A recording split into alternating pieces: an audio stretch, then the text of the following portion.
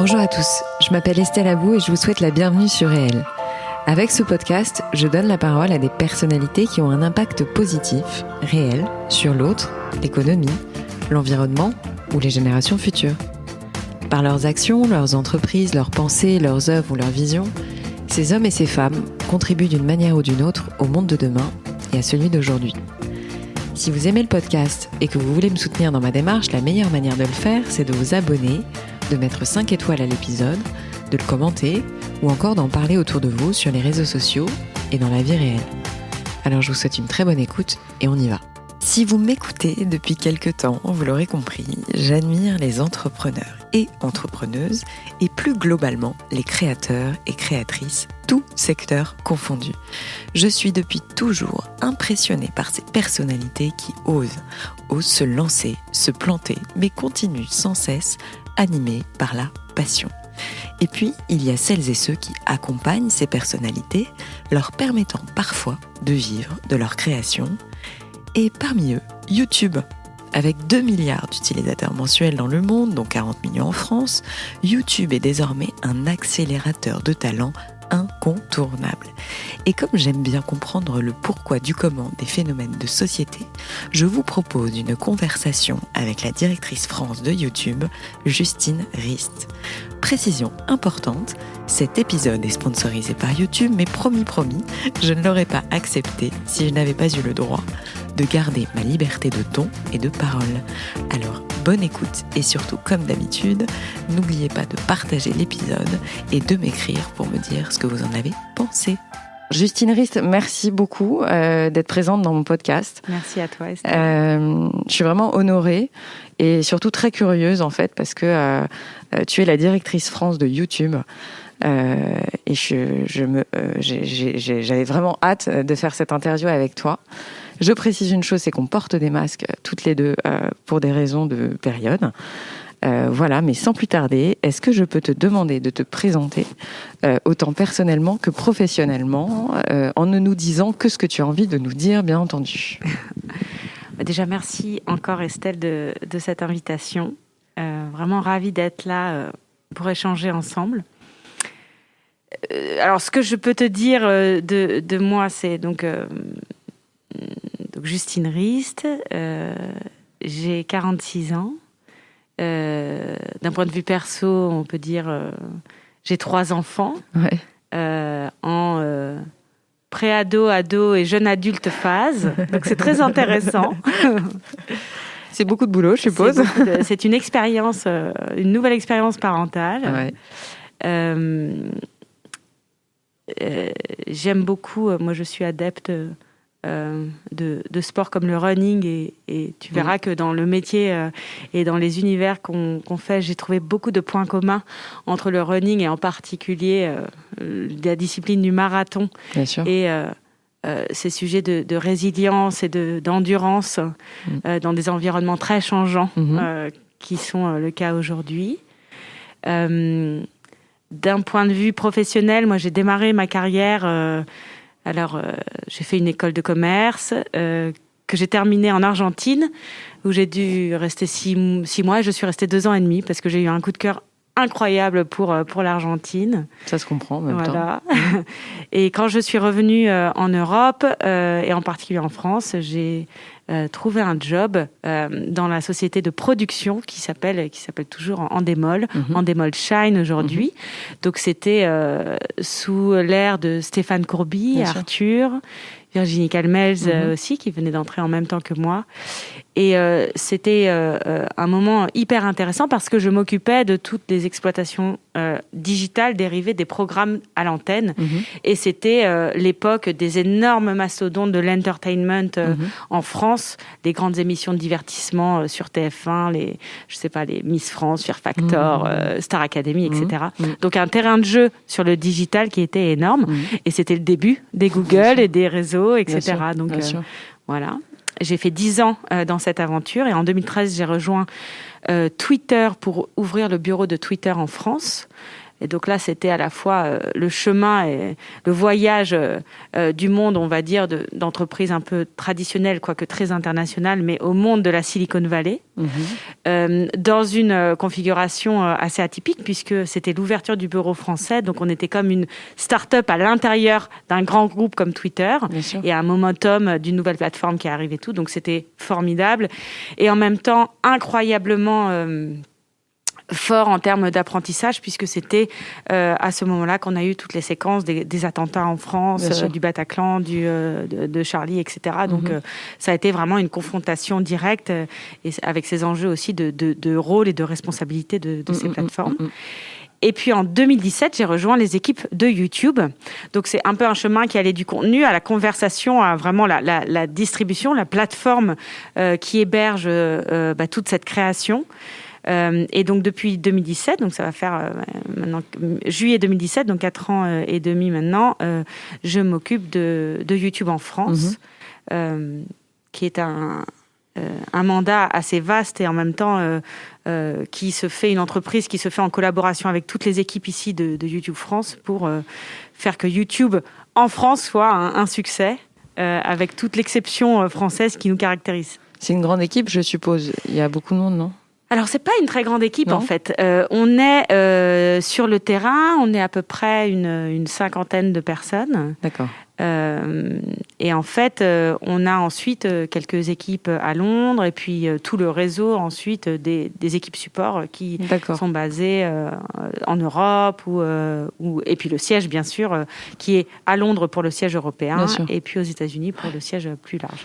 Alors moi, je suis toujours très curieuse de savoir à quoi ressemble une journée de travail au quotidien de Justine. C'est-à-dire, quand j'ai des gens qui font de tels métiers, si tu veux, je trouve ça impressionnant. Donc, je suis très curieuse de savoir à quoi ressemble une journée de travail, une de tes journées de travail. Alors, je te passe la partie perso parce que... qui commence à 6h du matin. Il y a quasiment une demi-journée avant 9h du matin, mais ça, comme beaucoup d'entre nous. Mais en fait, j'ai une chance inouïe dans mon métier, c'est qu'il n'y a pas une seule journée qui se ressemble. Donc, tu vois, je peux avoir une journée où je vais commencer avec un rendez-vous avec, je sais pas, un partenaire réseau, les fameux networks de youtubeurs, de talents vidéastes, et on a des champions français comme Webedia, par exemple.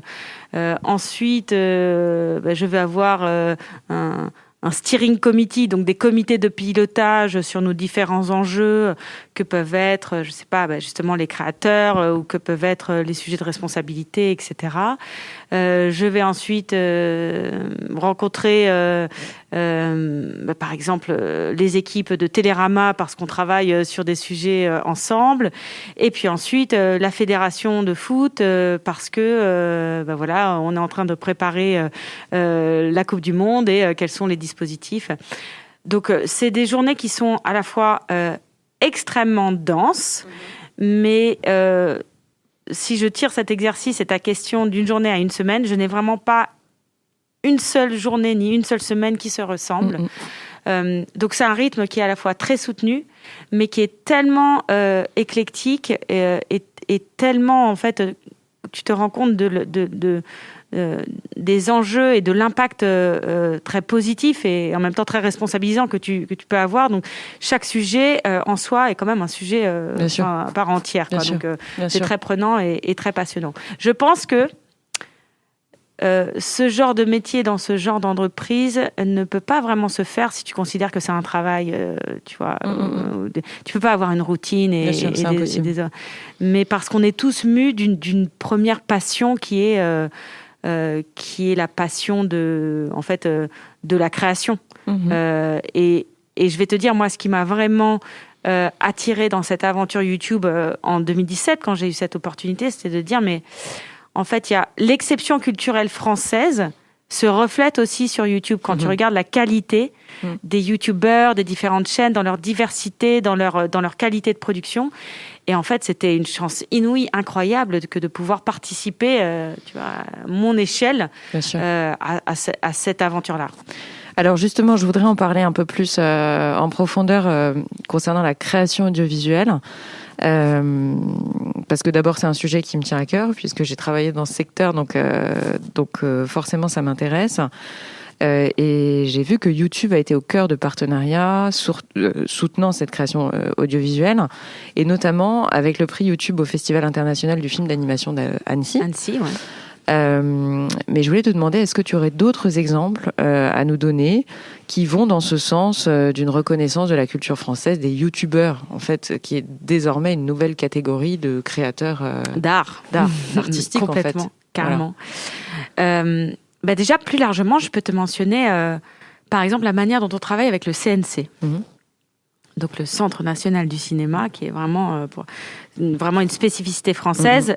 Et depuis 5 ans, on a tissé des liens très forts avec le CNC, qui vont du CNC, du Fonds Jeunes Talents du CNC, à toutes ces entreprises communes qu'on a pu faire autour des festivals. Donc là, tu cites Annecy. En fait, on a créé un prix YouTube spécial, dans le cadre du festival d'Annecy. Et d'ailleurs, typiquement un Cyprien, par exemple, qui a une création d'animation qui est géniale et dingue et qui d'ailleurs fait largement son chemin, était un membre du jury.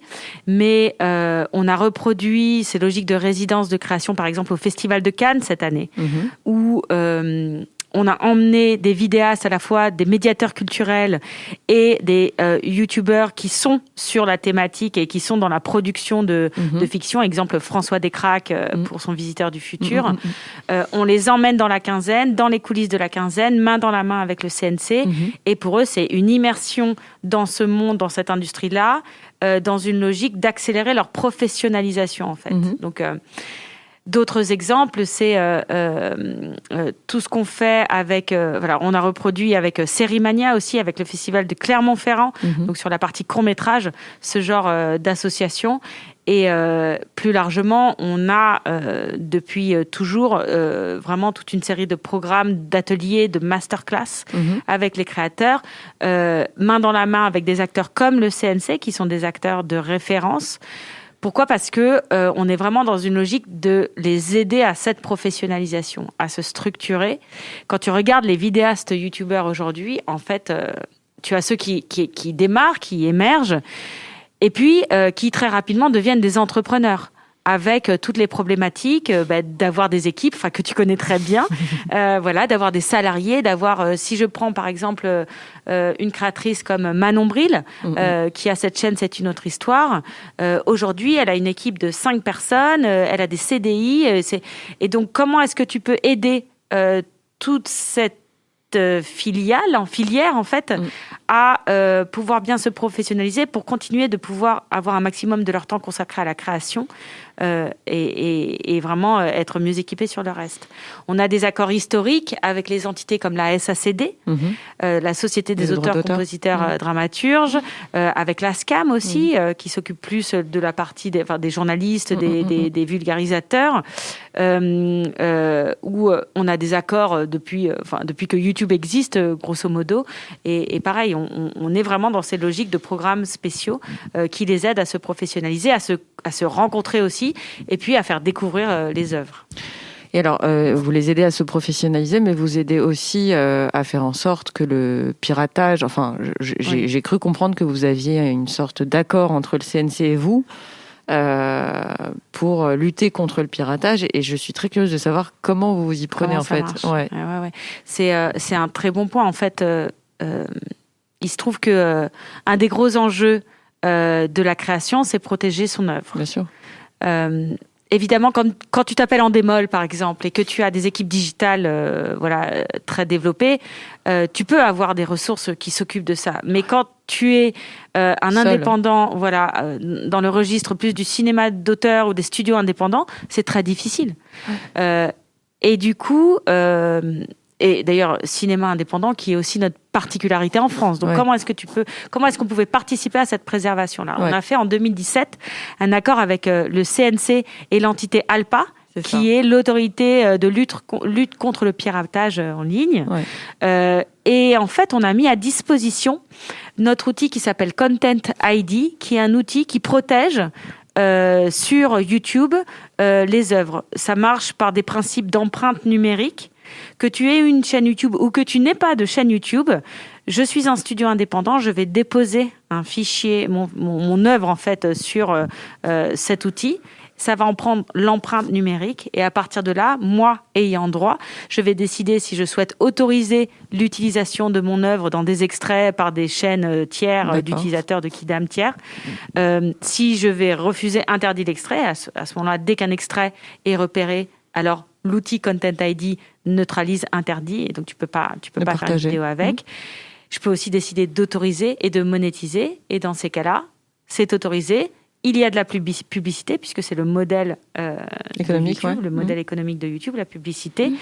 Et l'ayant droit en détient les revenus. D'accord. Donc, il faut savoir que cet outil Content ID, c'est un outil qui a été créé pratiquement à la genèse de YouTube. YouTube, c'est une plateforme qui est nativement vidéo. Donc, c'était juste essentiel, Bien tu sûr. vois, pour vraiment cette plateforme-là, avec cette unité de création-là, de pouvoir le protéger. Ça a été un investissement colossal, plus de 100 millions de dollars. Et aujourd'hui, dans le monde, on a à peu près on a plus de 10 000 partenaires. Je crois qu'on a 80 millions d'empreintes numériques d'œuvres. Et je précise, c'est très important, que tu aies ou que tu n'aies pas de chaîne YouTube. Donc, c'est pas du tout conditionné à une présence sur YouTube. Tu vois ce que je veux dire ? C'est incroyable. Ouais. Donc, ça couvre beaucoup plus que YouTube. Bah, bien sûr. Voilà. Donc ça, c'est l'accord qu'on a fait en 2017 avec le CNC. Et pourquoi ça est passé par l'ALPA ? C'était justement pour permettre à toutes ces sociétés plus petites, indépendantes, d'avoir ce guichet unique qui leur permettait de les accompagner dans cet accès à cet outil qui, normalement, est réservé aux acteurs plus développés. C'est carrément de la création de produits, en fait. C'est-à-dire que c'est vraiment indépendant de YouTube, quasiment. Alors, c'est pas exactement indépendant de YouTube, c'est vraiment ce qu'on pourrait appeler dans le back-end, dans l'infrastructure technique de YouTube, puisque c'est un outil à disposition. Exactement. D'accord, ok. Exactement. Okay. Alors maintenant, je reviens un tout petit peu au contenu de YouTube actuellement, que je regarde de plus en plus. Et en plus, je ne dis pas ça pour te faire plaisir, mais c'est vraiment vrai. Puisque j'ai une forme de lassitude. Alors, je suis peut-être pas la seule concernée, mais à une époque, j'allais sur les réseaux sociaux, voilà, et puis maintenant, j'ai plus d'attrait pour YouTube et j'y découvre, en fait, si tu veux, des documentaires, des vidéos, plein de choses, et j'ai plaisir à le faire. Et j'ai découvert des masterclass, en fait. Ouais. Et alors ça, c'était à une époque, c'était mon rêve d'en créer. Des masterclass avec tout plein de gens très différents. Et là, j'en ai vu une récemment. Avec Jamie Gourmaud, donc c'est le célèbre animateur, vulgarisateur scientifique de C'est pas sorcier.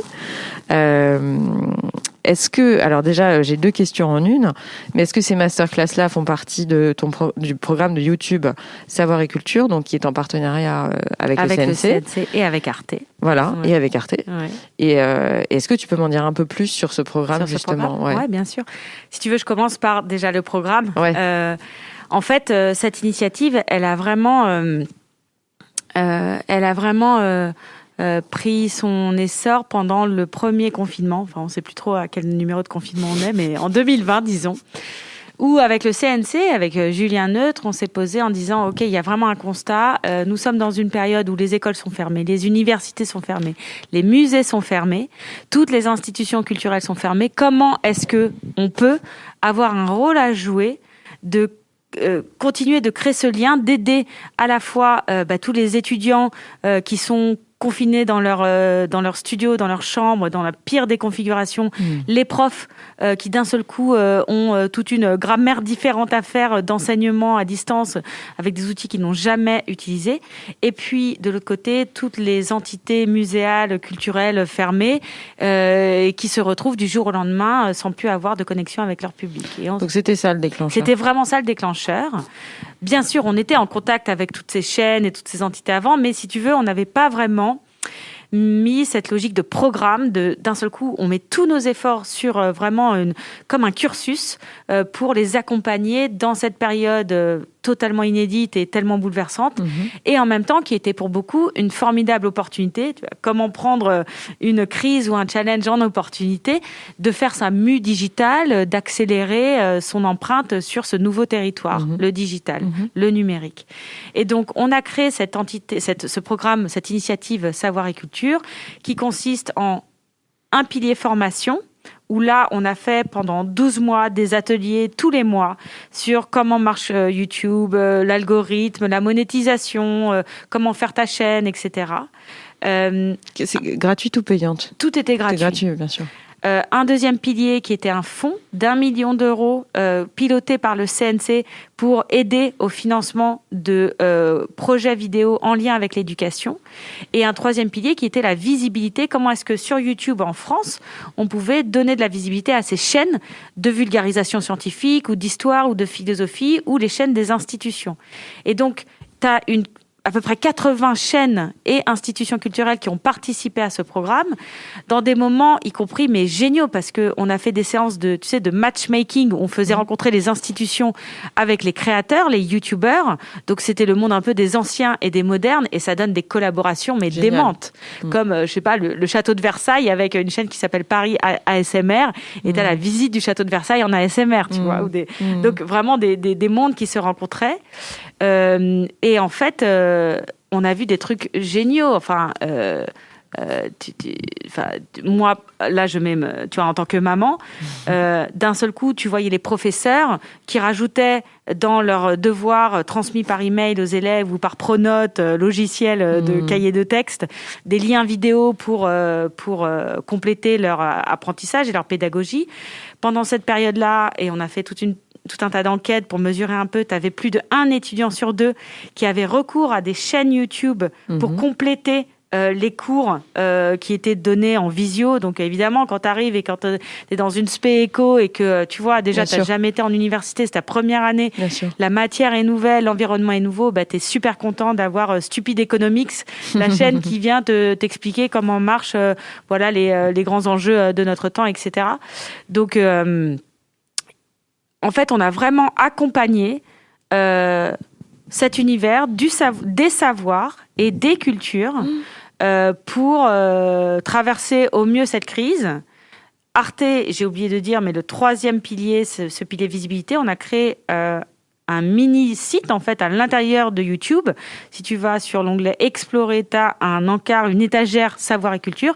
Et dedans, tu as tout un tas de playlists qui sont actualisées chaque semaine par Arte, parce que c'est Arte qui en fait la curation. Et là, tu peux découvrir tout un tas de chaînes qui ont de 300 abonnés à 3 millions d'abonnés autour de thématiques Savoir et Culture. Donc, c'est extrêmement large. C'est génial. Voilà. Et donc ça, si tu veux, je sais que tu parles beaucoup de sens. Je sais que, tu vois, typiquement, cette période du Covid qui a été tellement difficile pour nous tous, je n'ai jamais ressenti autant de sens qu'à ce moment-là, dans ce qu'on pouvait faire et dans ce que la plateforme pouvait aider à contribuer. La raison d'être. Exactement. C'était incroyable, quoi. Et en fait, cette initiative a été tellement plébiscitée, a tellement plu, qu'on a décidé de la poursuivre en 2021. Et en 2022, en l'occurrence, parce que c'est un peu, tu vois, on a annoncé ça en septembre. Et donc, on va continuer sur les 3 volets, y compris sur les 3 volets, l'investissement, formation, dans la création, fonds et visibilité. On va continuer l'année prochaine. Et donc, deuxième question, les masterclass. C'est dans ce cadre-là qu'on fait des masterclass. Et en fait, c'est génial parce que pour les vidéastes qui sont pas forcément tous connectés, qui se connaissent pas forcément tous, etc., d'un seul coup, quand tu leur donnes l'opportunité... Alors, on est dans une période où on peut refaire des moments de masterclass, être tous dans une salle, etc. Mais quand tu leur donnes la possibilité d'être en contact avec un Jamy qui a 30 ans de télévision, qui est jeune youtubeur parce que il a créé sa chaîne depuis 2 ans, enfin juste au début du confinement, et il est quasiment, il a genre 800 000 abonnés, enfin c'est un succès fulgurant, et qu'il est capable de t'expliquer à la fois, je trouve une liberté de ton sur YouTube incroyable par rapport à une contrainte d'écriture ou de temps télé, et en même temps des jeunes vidéastes qui peuvent échanger avec lui sur mais alors comment est-ce que moi je peux mieux travailler, je sais pas, mon storytelling, ou comment est-ce que tu fais pour vérifier tes informations, quel est ton réseau d'experts, comment est-ce que tu travailles, est-ce qu'on pourrait travailler ensemble, etc. C'est extraordinaire. ça rend accessible des gens qui sont inaccessibles à la base. Exactement. Je me souviens, moi, quand je faisais mes études, quand on avait un intervenant qui arrivait dans notre master, on était comme des fous. Mais aujourd'hui, c'est vrai que si c'est un outil pour permettre aux gens de se rapprocher et casser un petit peu les codes au sens d'apprentissage, c'est quand même fantastique. Ouais. Bah, écoute, je ne savais pas tout ça, tu vois, tu m'apprends plein de choses, mais et en plus, je trouve ça bien d'en parler parce qu'au moins, voilà, plus les gens le savent et mieux c'est, puisque bon, ça reste relativement. Enfin, si t'es pas dessus toute la journée, t'es peut-être pas censé le savoir. Tu vois, il y a pas de la pub dans la rue. Non, alors cela dit, en ce moment même où nous parlons, si tu prends le métro, si tu vas dans les rues de Paris, tu vas voir une campagne justement qui met en lumière la création, l'industrie créative et le côté entrepreneuriat. De nos vidéastes. C'est en ce moment là la campagne. En ce moment, tu vas voir Cyprien, tu vas voir justement Manon Bril, tu vas voir Kaiser, le boulanger. Et en fait, c'est vraiment ça qu'on voulait mettre en lumière. Bien sûr. YouTube aujourd'hui, c'est plus des chats sur des skateboards comme il y a 16 ans. YouTube, c'est une communauté de vidéastes. C'est un vrai métier d'être youtubeur en 2021. Tous sont des professionnels. Et comme tu disais, tu as un plaisir, et je suis ravie de t'entendre dire ça, mais de passer du temps sur YouTube, dans des docus, en plus dans des contenus qui sont en général beaucoup plus longs, voire même très longs. Qu'à la télé ou qu'ailleurs. Ouais, exactement. Tu trouves des choses que tu trouves pas ailleurs, en fait, tout simplement. Alors justement, pour revenir à cette communauté, à cette à ce quasi-monde, en fait, parce que YouTube, c'est quasiment un monde à lui-même. J'étais curieuse de savoir quel était l'impact économique de YouTube, tu vois, en France, concrètement aujourd'hui, sur éventuellement la création d'emplois, l'ajout d'euros au PIB de la France. Voilà, parce que je pense que les gens se rendent compte que c'est immense, mais je crois qu'ils ne mesurent pas encore. C'est un peu intangible. Et puis ils ne mesurent pas encore l'impact sur la France, en fait, tout simplement. Tu as raison. Alors, c'est une excellente question. Et en fait, on s'est posé exactement la même question. On a fait un exercice en 2019 qui s'appelle un Impact Report, un rapport d'impact, pour essayer de mesurer quelle était la contribution à l'économie française de YouTube. C'est une étude qu'on a faite avec un tiers qui s'appelle Oxford Economics, donc c'était très important que ce soit quelque chose d'opéré par un tiers externe à nous. Et comme tu le disais, en fait, YouTube, c'est un écosystème. Tu as d'abord en première ligne, on va dire, le modèle direct de YouTube, qui est la publicité, avec une logique de partage de recettes publicitaires. Quand un annonceur fait une campagne sur YouTube et va payer 10 €, tu en as plus de la moitié qui va aller au détenteur de la chaîne sur laquelle on va voir cette publicité, et l'autre moitié pour YouTube. Donc ça, c'est depuis sa genèse, YouTube reverse plus de la moitié de ses revenus aux détenteurs de chaînes. Et ensuite, comme on l'a évoqué, en fait... Aujourd'hui, 16 ans après sa création, les youtubeurs, ce sont des entrepreneurs. Tu as des champions français. Je te parlais de Webedia. Au départ, tu sais, les MCN, les multi-channel network, les réseaux de talents qui sont des champions mondiaux. Tu as une société comme Believe Digital, Believe Music, qui est un des distributeurs de musique sur le digital, qui, pareil, rayonne dans le monde. Et toute cette création de valeur directe par le reversement de plus de la moitié de nos revenus, et indirect par toutes ces activités et ces métiers autour et derrière les vidéastes, on a pu mesurer que ça correspondait à plus d'1 demi-milliard d'euros de contribution au PIB France et 15 000 emplois, temps plein ou équivalent, créés en 2019. Donc voilà, c'est vraiment tangible, et c'était hyper important pour nous de pouvoir mesurer cette contribution. Et de la faire savoir. Et de la faire savoir, absolument. Bien sûr.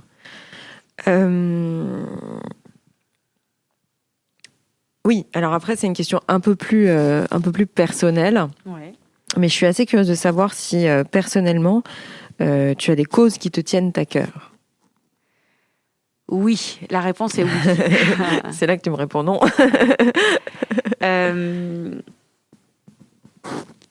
J'en ai en particulier 2. Une qui était, qui est vraiment latente depuis longtemps et trop longtemps, qui est d'abord la présence des femmes sur YouTube. Et en fait, ce qu'on observe, c'est que tu as un peu comme dans la vie, un plafond de verre sur YouTube, avec beaucoup moins de créatrices qui ont dans les grandes chaînes, avec beaucoup d'abonnés, etc., ou des sous-représentations féminines dans les thématiques, les verticales de chaînes. Alors, c'était quelque chose qui était très vrai, on va dire, encore il y a 5 ans, 4 ans. Néanmoins, je trouve qu'il y a vraiment eu une énorme, un élan d'accélération, de présence de vidéastes, créatrices féminines sur YouTube. Dans ce cadre-là, nous, on a créé un programme qui s'appelle Elles font YouTube, qui va rentrer dans sa 7e année et qui a exactement cette vocation, c'est-à-dire d'accompagner, d'épauler, de créer des moments de rencontre, de créer des résidences de création aussi pour booster en fait physique, des résidences physiques. Alors physique quand c'est possible. Hein. Oui, non mais à l'époque ça devait l'être. Ouais, tout à fait. Donc les créatrices, et tu vois, je sais pas, je peux citer une Swan Périssé ou OGG ou Marinette de la chaîne Marine Perrin, qui ont fait des super courts-métrages dans ce cadre-là. Et en fait, c'est drôle, mais tu sais, on parle de sororité et de...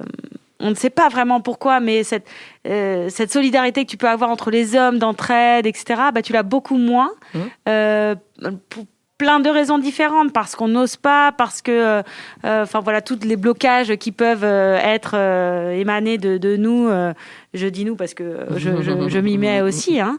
Mais voilà, ça c'était vraiment un premier enjeu dès que je suis arrivée, et je précise que ce programme existait déjà depuis 2 ans quand je suis arrivée, donc c'était vraiment un grand plaisir de voir ça. Tu veux faire en sorte qu'il continue. Voilà. Le deuxième, c'est un sujet d'environnement. La problématique du changement climatique, en fait, elle nous concerne à la fois. Déjà, on voit de plus en plus de contenus qui adressent ces sujets-là et de vidéastes qui vont adresser ces sujets-là. Et puis après, un vrai enjeu de comment est-ce que YouTube, en tant que plateforme digitale, aide. Nous, YouTube fait partie de Google. Tu sais que Google, depuis 2007, est carbone neutre. Notre grand président, Sundar Pichai, a annoncé notre engagement d'être zéro carbone à l'horizon 2030. Donc ça aussi, c'est hyper important pour nous de pouvoir s'inscrire dans cette responsabilité d'enjeux environnementaux. Et tu vois, ça va faire partie des grandes lignes de notre agenda 2022 aussi. D'accord. Magnifique. En parlant d'avenir, puisque là, on parle de 2022, mais d'après, donc vous avez... vous êtes attaqué entre guillemets à plein de secteurs, mais c'est pas négatif quand je dis ça, hein, bien entendu, mais vous avez pris à bras le corps plusieurs thématiques, notamment le cinéma, l'éducation, le savoir, le foot, la musique. Donc j'ai envie de te demander, est-ce que tu n'as pas des prochaines annonces à nous faire, à nous dévoiler, je sais pas, sur d'autres thématiques, des actus qui vont sortir dans pas longtemps? Alors, plus ou moins longtemps. Il y a une actu qui va tous nous animer, qui commence déjà à nous animer, ce sont les élections. Présidentielles, Voilà. Présidentielles. Et donc, notre premier enjeu là, c'est d'abord de continuer à vraiment être une destination où la désinformation n'a pas sa place. Donc, lutter contre les fake news. Un autre enjeu dans cette séquence-là, c'est de s'assurer que YouTube est une place pour un débat citoyen serein. Donc, lutter contre les discours de haine et dans toute la complexité que ça peut impliquer, hein, parce que tu es sur une plateforme globale avec un flot d'échanges de vidéos qui est juste colossal. Donc, comment est-ce heureusement, on a les bons outils pour mettre ça en place et on travaille donc au monitoring, mais ça va être vraiment une séquence. L'ouverture de 2022 va être vraiment complètement focusés là-dessus. Et notre rôle là, c'est de lutter contre la désinformation et permettre le débat citoyen serein. C'est vraiment ça. En plus, tu sais que YouTube est particulièrement plébiscité par les jeunes et donc par les primo-votants. Donc, comment est-ce que les primo-votants qui ont des usages qui sont assez différents d'autres tranches de la population et qui vont pas forcément vers les médias de référence, mais qui vont plus aller vers des Brut ou des Combini ou des Hugo Décrypte. Comment est-ce qu'on s'assure que ces voix clés, référentes de l'information, soient bien leur place et puissent vraiment apparaître tout de suite, être facilement découvrables quand tu vas chercher des sujets qui font partie du débat des candidats, etc. Bien sûr. Donc vraiment, on a un énorme enjeu. Et tu vois, c'est marrant, mais on a Hugo Décrypte qui est un peu le référent. Et on voit toute une génération de jeunes comme ça passionnés de l'information. J'ai une chaîne en tête qui s'appelle Le Crayon. C'est 4 jeunes étudiants dont un frère et une sœur. Ils sont juste géniaux.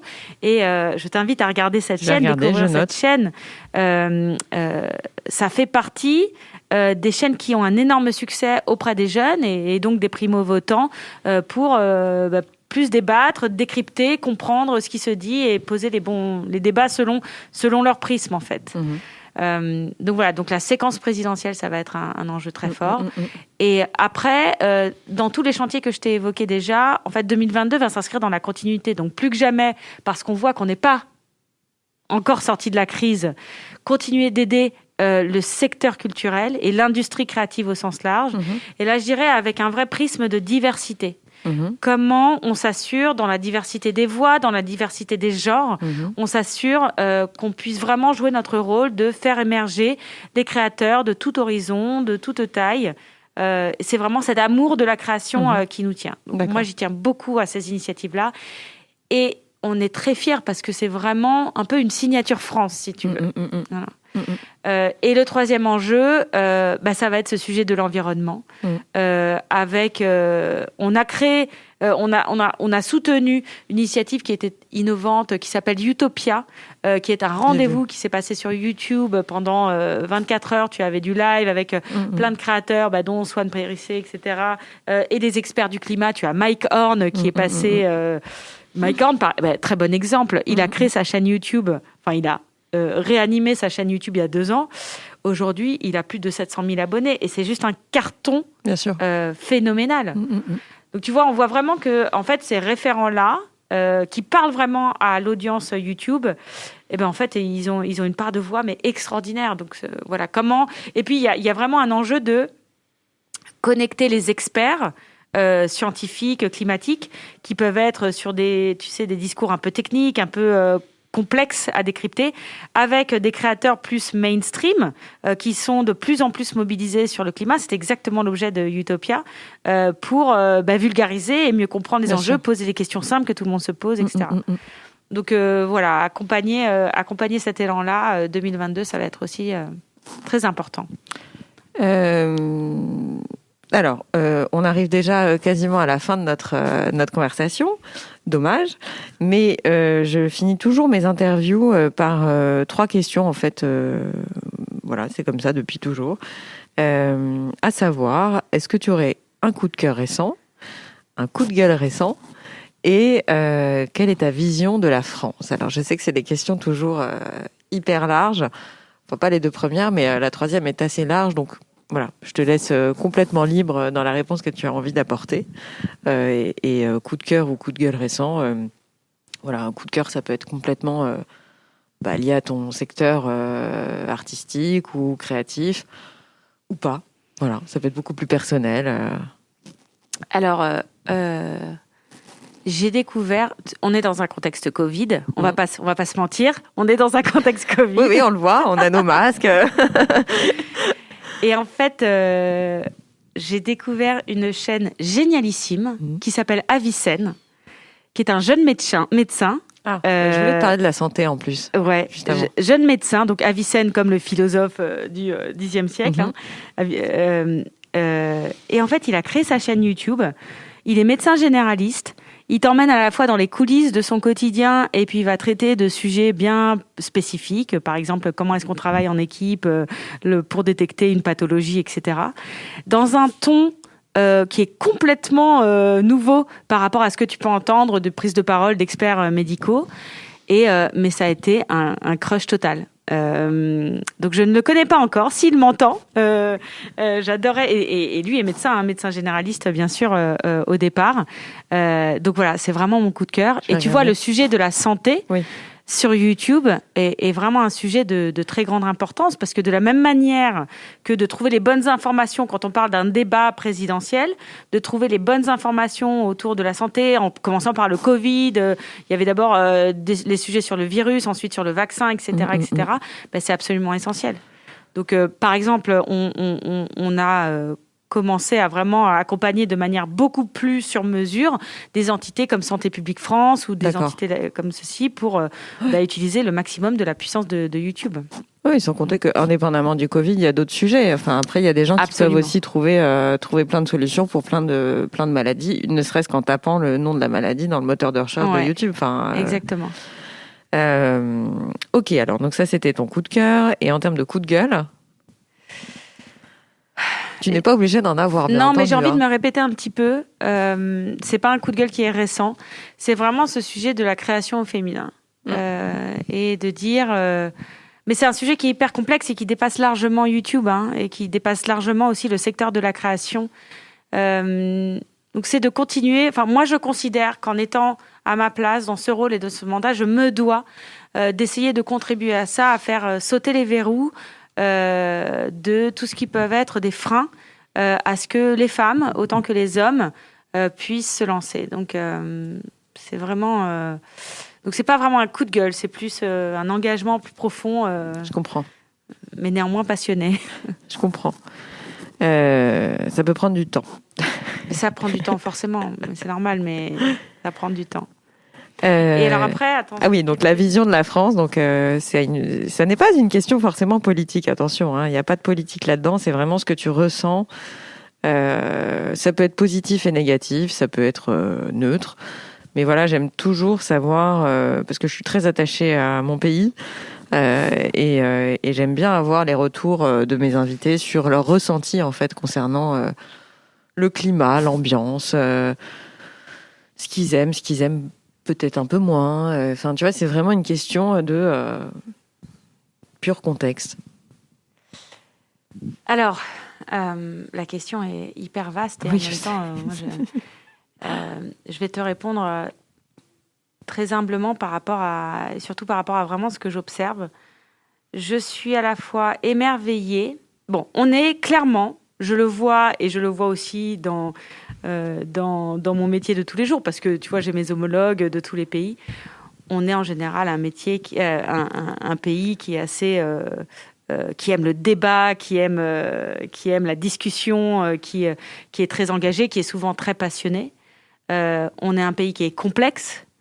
Je crois que c'est Valéry Giscard d'Estaing qui disait « Comment voulez-vous gouverner un pays qui a 350 sortes de fromages différents ?» Tu sais. Mais il y a une complexité française qui, en même temps, fait toute la beauté de l'exception française. Et l'exception française, moi, je la vois à tous les niveaux, très souvent, partout.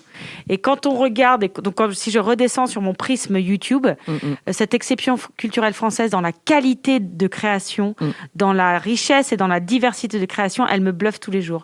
Et ce qui me bluffe, et là, il y a peut-être vraiment un truc aussi générationnel, c'est je suis épatée par la puissance entrepreneuriale de la jeune génération. Tu vois, les gens qui arrivent, qui ont 20 ans, etc. Sans se poser de questions. Sans se poser de questions. Moi aussi, ça m'épate. C'est incroyable. Et donc, c'est comme s'il y avait une espèce de confiance en soi. Ouais. Malgré le contexte, malgré le contexte, malgré les difficultés, malgré le manque d'expérience et d'expertise, tu vois, et de moyens aussi. Complètement décomplexé, Et c'est ça, il y a une prise de risque.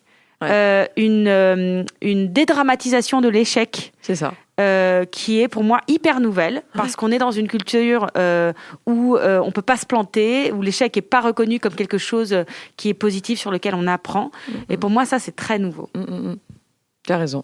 Moi, ça m'a beaucoup impressionné dans la jeune génération. J'ai interviewé beaucoup d'entrepreneurs qui ont moins de 30 ans, on va dire ça comme ça.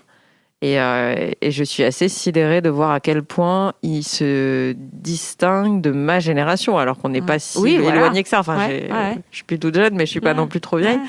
Et c'est vrai que moi, dans mon entourage, en tout cas, beaucoup de gens hésitent, beaucoup de gens se posent 36 milliards de questions et n'y vont pas, beaucoup de gens s'effondrent après un premier échec et n'y retournent pas. Donc, et là, c'est vrai que tu as raison, je pense qu'il y a une prise de conscience que c'est pas grave, on verra. Et cette prise de risque, d'ailleurs, elle est très anglo-saxonne, hein, tu sais. Beaucoup plus que, plus que française. Où nous, on a tendance à appréhender une opportunité par le risque. Ouais. Ou plutôt une opportunité. Ouais, et les anglo-saxons par vraiment l'opportunité que ça peut représenter. Et je suis vraiment bluffée par ça. Ouais. Mais tu as raison, il faudrait faire en sorte que maintenant les femmes aillent un peu plus dans ce sens-là, même s'il y en a. Hein. Mais c'est vrai que ça reste assez, malgré tout, masculin. En fait, cette démarche reste encore assez masculine, bizarrement. Oui, en même temps... Peut-être pas statistiquement, j'ai pas les chiffres, hein, mais j'ai un peu le sentiment que le fait d'y aller comme ça, sans trop se poser de questions, ça reste encore un peu masculin. Au talent, au culot, au talent. Voilà, c'est ça. Mais bon, après, ça, c'est sûr que...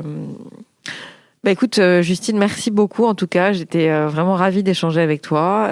Est-ce que tu veux ajouter quelque chose ? Est-ce que tu as peut-être éventuellement une chose que tu as oublié de me dire, que tu voudrais ajouter ? Peu importe. Voilà, tu n'es pas obligé, bien entendu, mais... Non, écoute, j'espère que notre entretien aura donné envie à celles qui... c'était riche, en tout cas. N'ont pas forcément le réflexe YouTube ou une idée très claire, ou peut-être un a priori sur ce monde de la création vidéaste, seront curieux, viendront voir, et vraiment, on peut être très fiers de notre création française parce qu'elle est sublime, quoi. Merci beaucoup, Justine. Merci beaucoup à toi, Estelle. À Merci. bientôt. Au revoir. Bonne continuation.